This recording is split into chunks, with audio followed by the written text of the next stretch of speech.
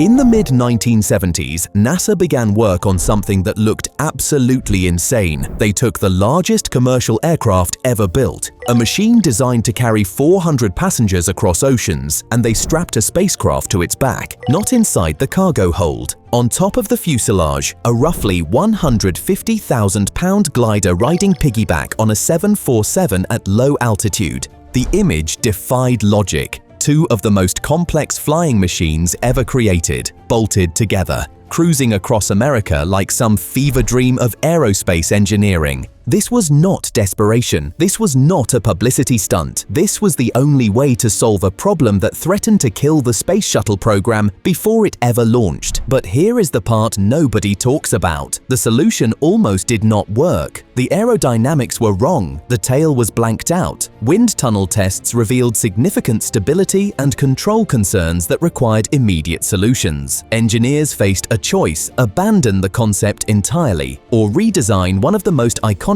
aircraft ever built. They chose to redesign the 747, and in doing so, they created something that would fly for over 3 decades, carry every space shuttle orbiter ever built, and become one of the most recognizable silhouettes in aviation history. This is the story of the shuttle carrier aircraft. To understand why NASA needed to strap a spacecraft to a jumbo jet, you need to understand the fundamental paradox of the space shuttle itself. The shuttle was designed to launch like a rocket and land like an airplane. Those two words, land like an airplane, they created an engineering nightmare that almost nobody anticipated. When the shuttle re-entered the atmosphere, it had no engines. The main engines only fired during launch. The orbital maneuvering system only worked in space. Once the orbiter dropped below 50,000 feet, it was a glider, a very heavy, very expensive glider with exactly one chance to touch down. That meant NASA needed specific runways, long runways, reinforced runways, runways with perfect weather and perfect visibility. The primary landing site was Edwards Air Force Base in California, 15,000 feet of dry lakebed perfection in the Mojave Desert. But here is the problem. The shuttle launched from Kennedy Space Center in Florida, 3,000 miles away. Every time an orbiter landed at Edwards, it was stranded on the wrong side of the country. NASA studied the options. Ground transportation was technically possible, but the orbiter was 78 feet long with a wingspan of 78 feet. It weighed 150,000 pounds empty. The roads between California and Florida were not designed for spacecraft. Bridges would need reinforcement. Overpasses would need demolition. The journey would take weeks, maybe months, and the risk of damage was enormous. Someone suggested disassembly, take the orbiter apart, ship it in pieces, reassemble it at Kennedy. The engineers who proposed this clearly had never tried to maintain a spacecraft. You cannot just unbolt a heat shield and pack it in a crate. The answer had to be flight. The orbiter needed to fly from Edwards to Kennedy, but it could not fly itself. It had no fuel,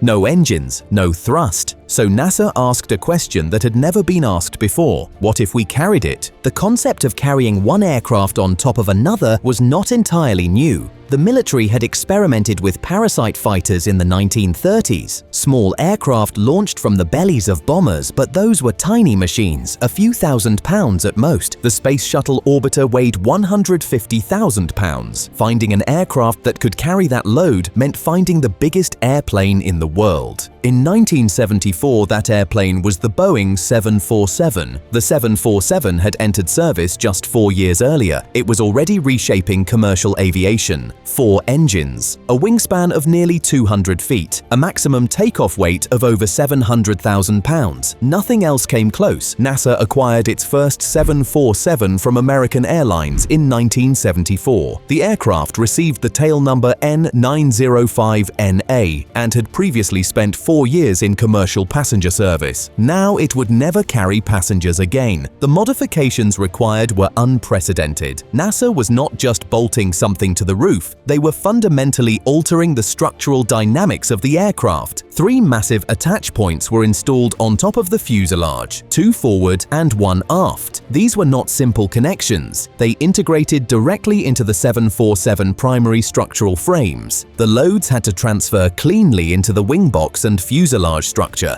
Any weak point would mean catastrophic failure at altitude. Engineers calculated the stress patterns. The orbiter weighed 150,000 pounds pounds. That weight had to be distributed across the attachment points without exceeding the 747 design limits. The fuselage skin had to be reinforced, internal frames had to be strengthened, the entire upper fuselage became a load-bearing platform. But the real problem was not weight, it was aerodynamics. Wind tunnel testing revealed a nightmare. The orbiter massive vertical tail fin created a wall of disrupted airflow directly behind it. That disrupted air blanked out the 747 horizontal stabilizer. The control surfaces that kept the aircraft stable in pitch were essentially useless. Let me put that into perspective. The 747 relies on its horizontal tail to maintain level flight. Without effective pitch control, the aircraft would become uncontrollable. It would nose up or nose down, and the pilots would have no way to stop it. The solution was radical. NASA added 2 vertical fins, one on each end of the horizontal stabilizer. These additional surfaces provided the directional stability that the blanked-out center tail could not. The 747 went from having 1 vertical fin to having 3. The visual transformation was striking. The shuttle carrier aircraft looked like nothing else in the sky. A massive commercial jet with a spacecraft on its back and 3 tail fins instead of 1.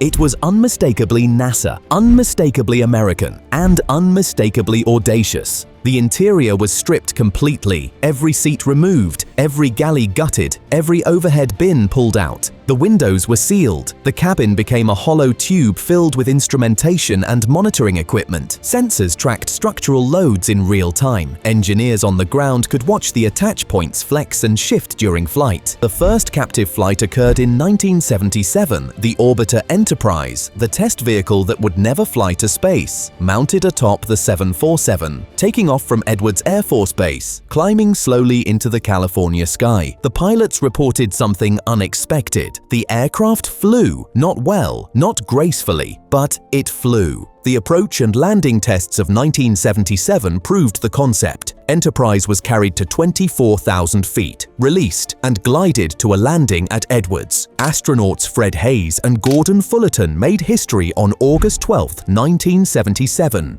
The first free flight of a space shuttle orbiter. 5 free flights validated the orbiter aerodynamics. The 747 had done its job. It had carried the spacecraft to altitude and released it cleanly. The separation was smooth. The orbiter flew true. But the approach and landing tests were just the beginning. The real mission was ferrying orbiters across the country, and that mission would last for 3 decades. Flying the shuttle carrier aircraft was unlike flying any other 747 on Earth. The performance limitations were severe. A standard 747 cruises at 45,000 feet. The shuttle carrier aircraft was limited to 15,000, sometimes lower. The orbiter on top created so much drag that climbing higher was simply impossible. Speed was restricted to approximately 250 knots. A normal 747 cruises at over 500. The combination moved at half speed. Every cross-country ferry flight became a marathon. Fuel consumption was brutal. The 747 engines were designed to operate efficiently at high altitude and high speed. At 15,000 feet and 250 knots, they guzzled fuel. A typical ferry flight from Edwards to Kennedy required multiple stops. Biggs Army Airfield in El Paso, Columbus Air Force Base in Mississippi, sometimes more.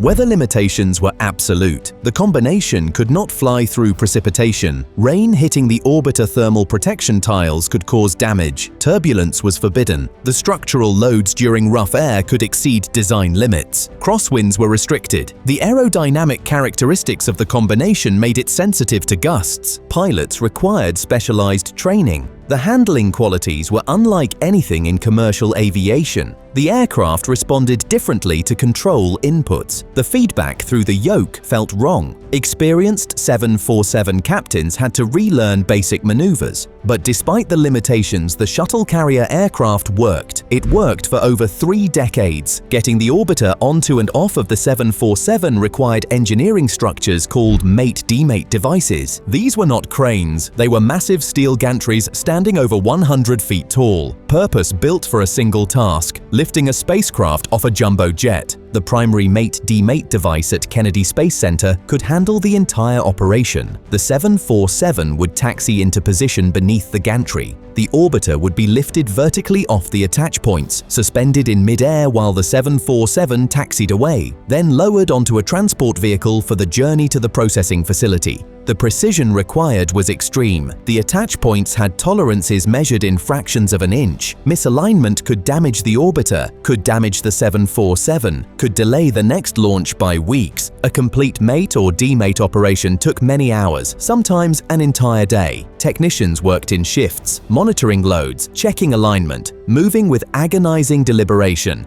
Similar devices were constructed at Edwards Air Force Base and at NASA Dryden Flight Research Center. Every potential landing site needed the capability to mate the orbiter to the carrier for the return journey. The ferry flights themselves became American spectacles. When the combination flew over cities, people stopped. They looked up. They pointed. They pulled out cameras. Schools released children to watch. Local news helicopters followed the flight path. The image of America's spacecraft riding on America's largest commercial aircraft became an icon. NASA sometimes approved low-altitude flyovers, the combination passing over landmarks at 1,000 feet, crowds gathering by the hundreds of thousands, the roar of 4 engines echoing off buildings, the orbiter gleaming white in the sunlight. The final ferry flight occurred in September 2012. Shuttle Endeavour aboard November 905 November Alpha. The flight included a low-altitude tour of California, the Golden Gate Bridge, the Hollywood sign, Griffith Observatory, Disneyland. Hundreds of thousands of people, perhaps more than 1 million, watched from the ground. It was a farewell, not just to Endeavour but to an era. The program faced crises that tested every assumption. Not every shuttle landing occurred at Edwards or Kennedy. The program designated emergency landing sites around the world: White Sands in New Mexico,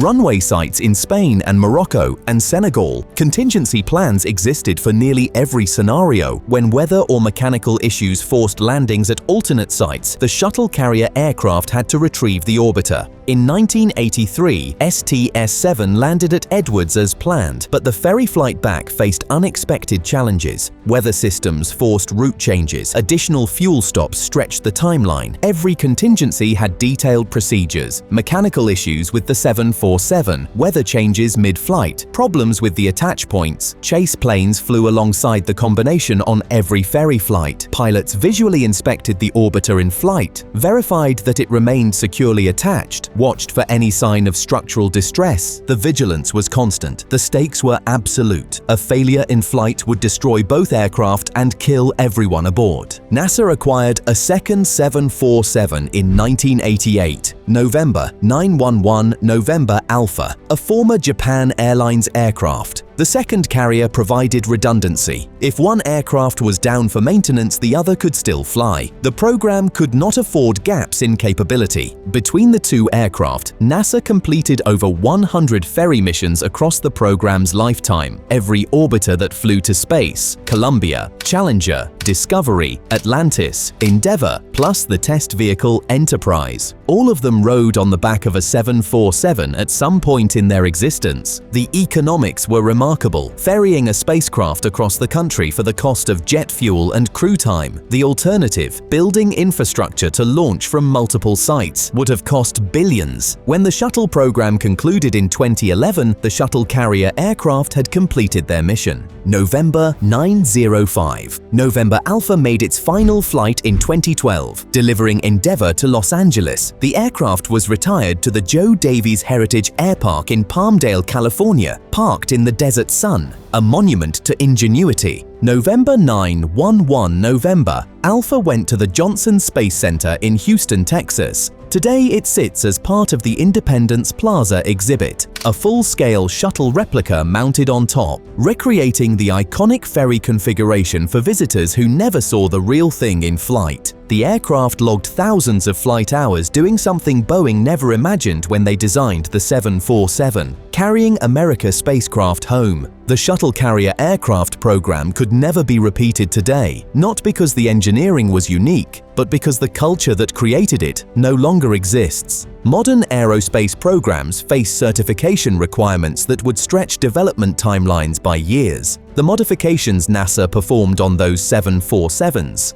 cutting holes in the fuselage, Adding structural reinforcement, installing additional tail surfaces, would require extensive analysis and documentation under current FAA regulations. The 747 itself is no longer in production. Boeing delivered its final 747 in 2023. The specific structural characteristics of the early 747 variants, the ones NASA selected for conversion, those do not exist in later variants optimized for different performance parameters. The era of audacious aerospace improvisation has largely passed. Today, programs are designed from inception with logistics integrated into the architecture. The Space Launch System, the Orion capsule, commercial crew vehicles. Their transport methods were planned before the first metal was cut. But the shuttle carrier aircraft represents something larger than logistics. It represents a moment when engineers faced an impossible problem and built an impossible solution. They took two machines that were never meant to fly together, a passenger jet and a spacecraft, and they made them one. The legacy is not in the aircraft themselves. The legacy is in the proof